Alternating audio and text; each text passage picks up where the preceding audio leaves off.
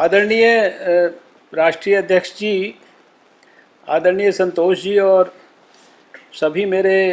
Party के वरिष्ठ साथी सहयोगी, मैं बहुत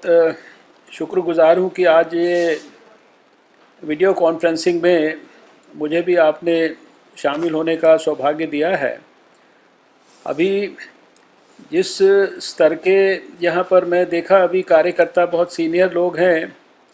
तो पूरा मुझे लगता है कि पूरी हिस्ट्री बताने का तो शायद आज आवश्यकता नहीं है, लेकिन फिर भी इतना ज़रूर मैं कहूँगा कि आप सबको इस बात पे ज़रूर गर्व होना चाहिए कि दुनिया में सबसे पहले भारत ने जो कोविड के ख़िलाफ़ तैयारी और अपनी जो लड़ाई है उसको 8 जनवरी को शुरू किया था। अभी आज जो स्थिति है उसमें हम लॉकडाउन के तीसरे सप्ताह में हैं और अभी सारे देश में अगर स्थिति का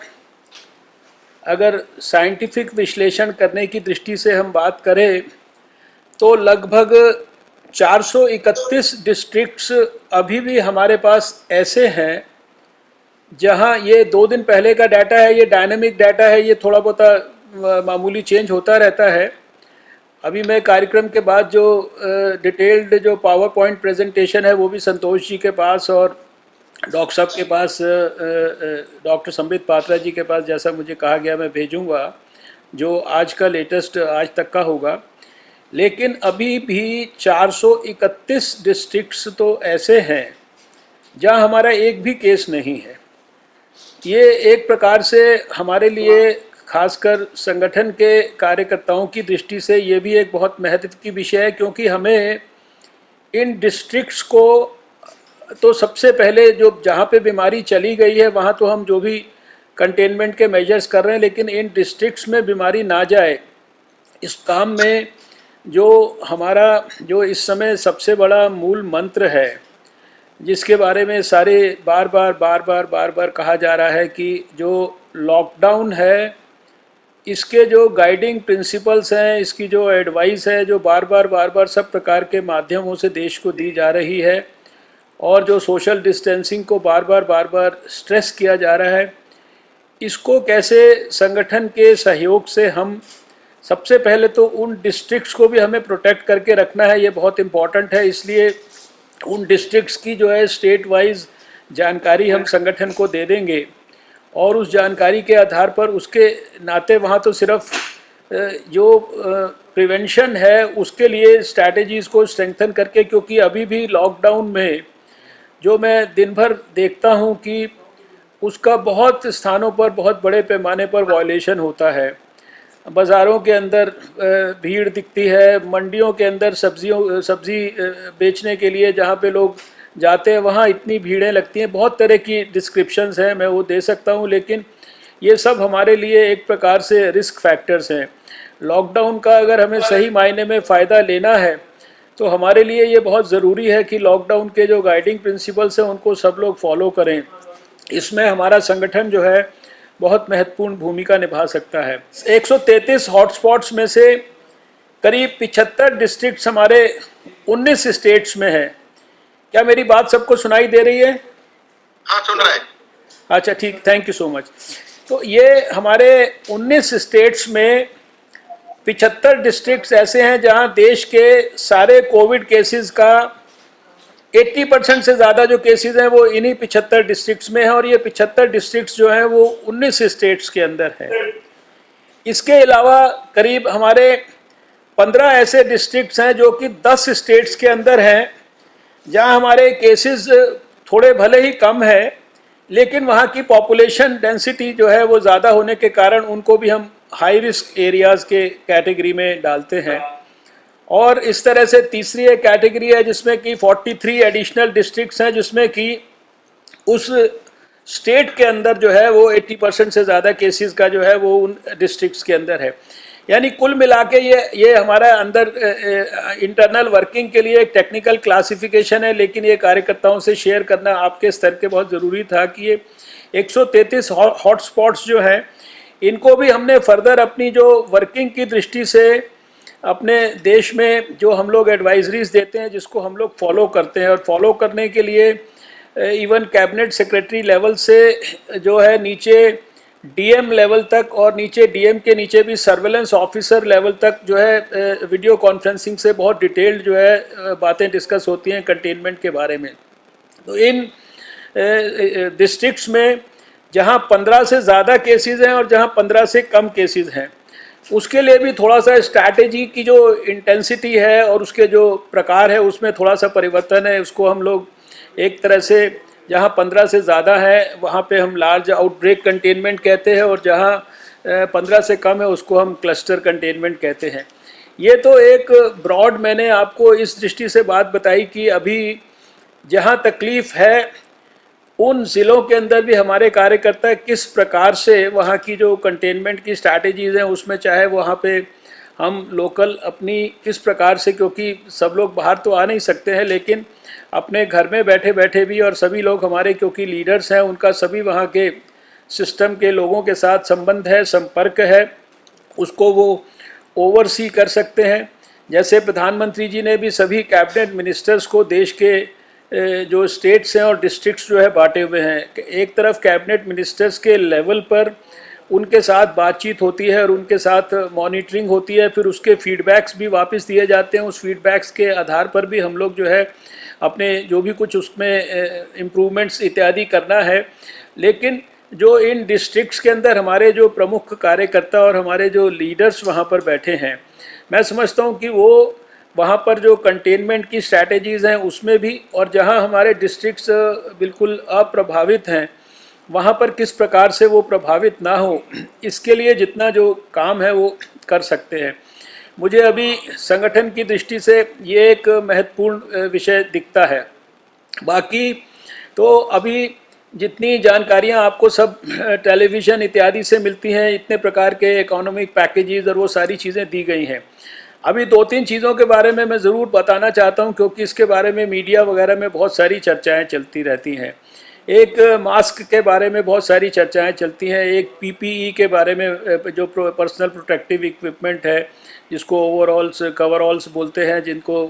पहन के जो है कोविड पेशेंट्स को हमारे डॉक्टर और नर्सेज जो है ट्रीटमेंट के दौरान वार्ड वगैरह में इस्तेमाल करते हैं। और इसी तरह से वेंटिलेटर्स के बारे में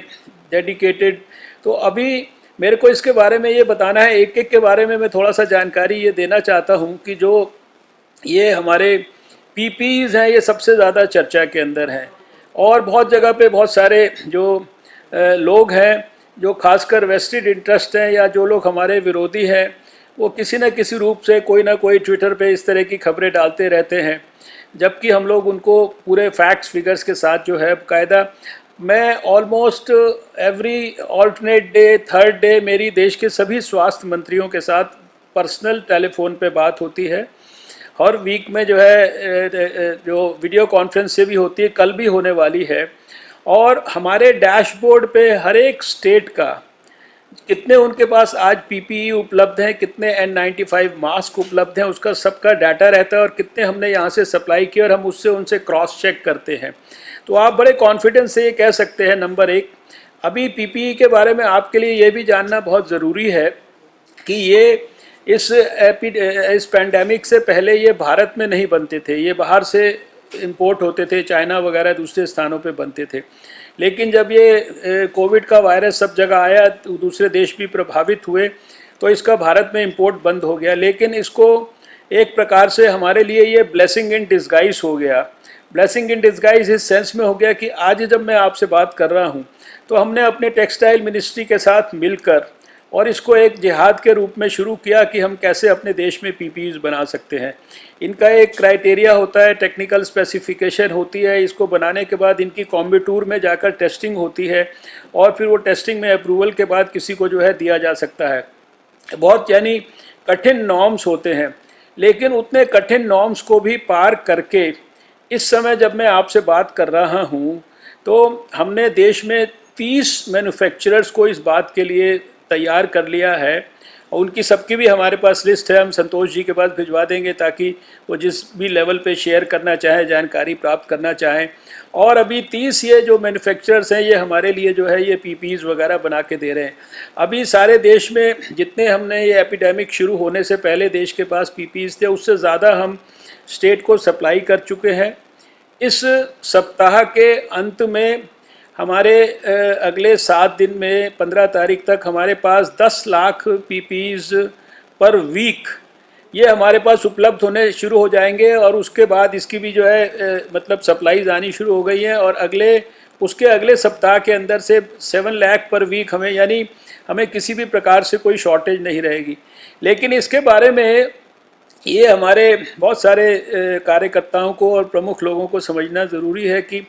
ये अभी ऐसा माहौल बना है देश में कि अस्पताल के अंदर कोई भी जो स्वीपिंग करता है उसको भी पीपीई पहनना है। अभी हमको कल एक मिनिस्टर ने कहा कि ये पुलिस के लोगों को भी जो है पीपीई पहनाना चाहिए वो, लेकिन ये पीपीई जो है साधारणतः जो मेडिकल प्रोफेशनल हैं, डॉक्टर हैं, जो उस एरियाज़ में काम करते हैं जहाँ कोविड के पेशेंट्स हैं, ये वास्तव में सिर्फ उनके लिए इनकी ज़रूरत है।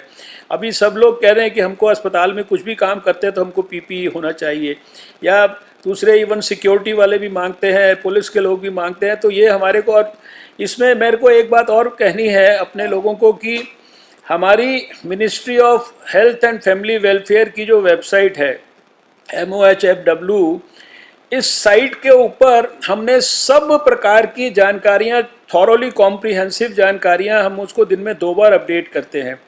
हमारे को आपको कौन आदमी को पीपी चाहिए, किसको N95 मास्क चाहिए,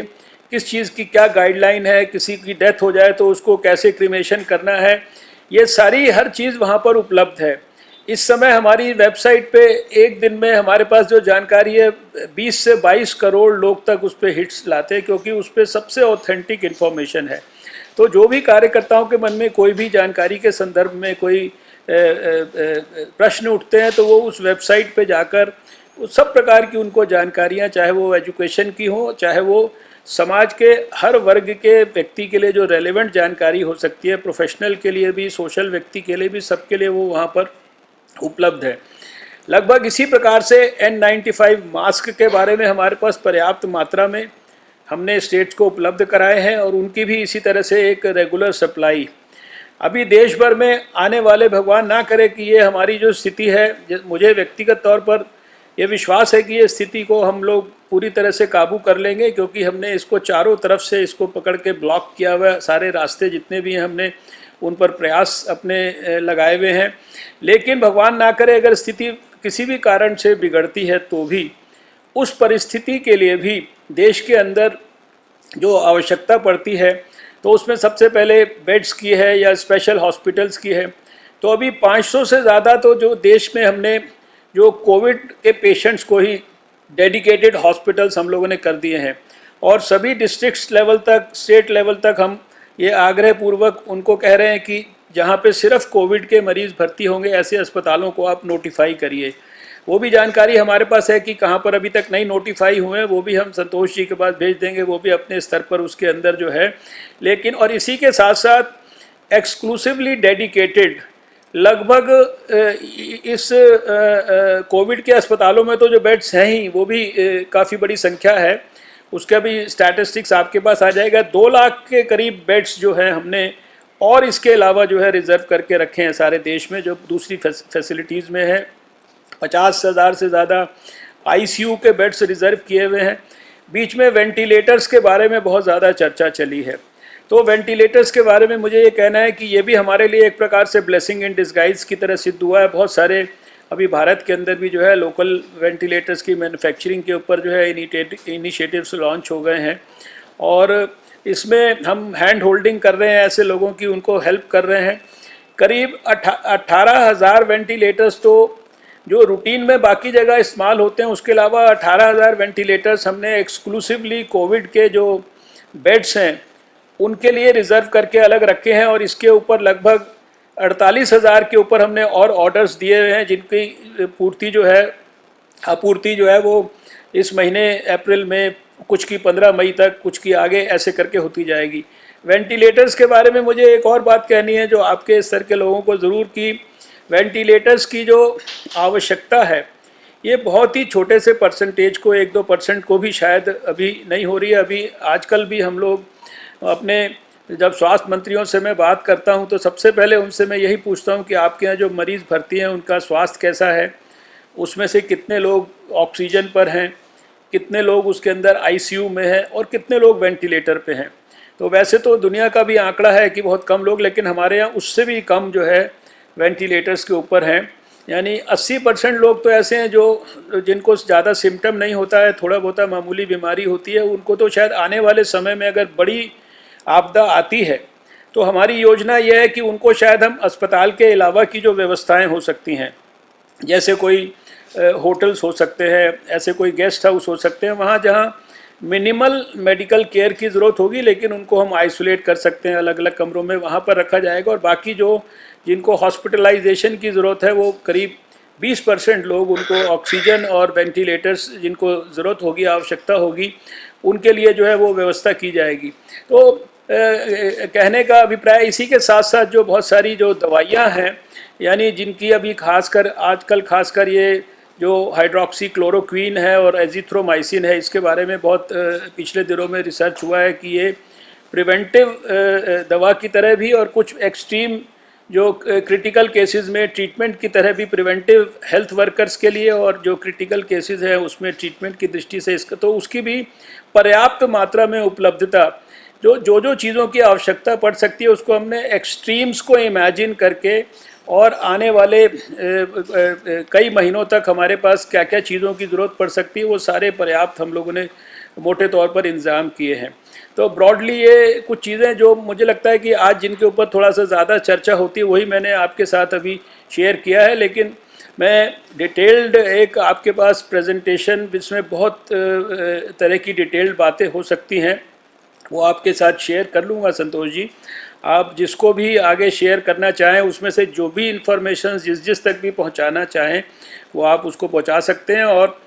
कोई भी कार्यकर्ता किसी समय भी 24 घंटे में मुझे टेलीफोन करके कोई और जानकारी उनको स्पेसिफिक चाहिए, कोई और जानकारी या फीडबैक हमें देना है कहीं का, तो वो हमें आप देते रहें। हमारे यहाँ पे ऑलमोस्ट 24 घंटा ही सारा सिस्टम हमारा पूरी तरीके से ऑन है, और किसी तरह की भी जानकारी जो हमारी रणनीति को और मजबूत कर सकती है, we will welcome all those informations. Thank you doctor. Doctor साहब ने अपने बिजी शेड्यूल में हमारे बीच में कुछ समय के लिए आए हैं, वही बड़ी बात है। हम पहले ही इसको उनको धन्यवाद देते हैं।